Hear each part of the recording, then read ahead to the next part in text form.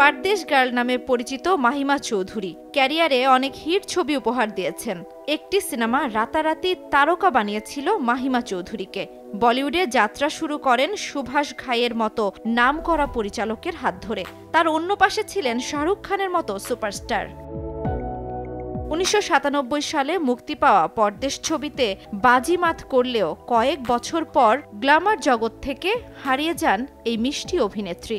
অনেকের মতে সুভাষ ঘাইয়ের অন্যতম সেরা আবিষ্কার ছিলেন এই বলিউড অভিনেত্রী। তবে হঠাৎই বি টাউন থেকে হারিয়ে যান মাহিমা।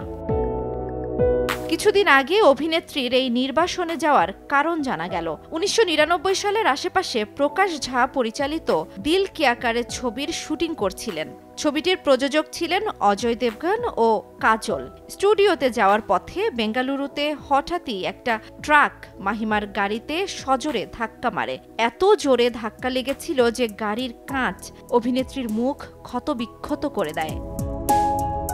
দুর্ঘটনার ওই মুহূর্তে মাহিমা ভেবেছিলেন তিনি বোধহয় মরেই যাবেন। তাকে হাসপাতালে নিয়ে গেলে নায়িকার মা আর অজয় হাসপাতালে ছুটে এসেছিলেন।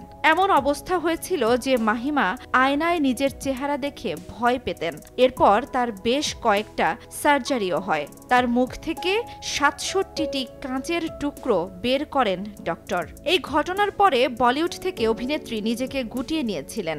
পরিবার তখন তার পাশে শক্তি হয়ে দাঁড়িয়েছিলেন।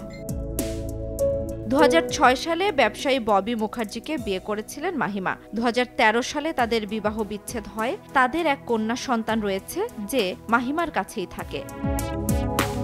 জান্নাতুল দোলনা, সময় সংবাদ।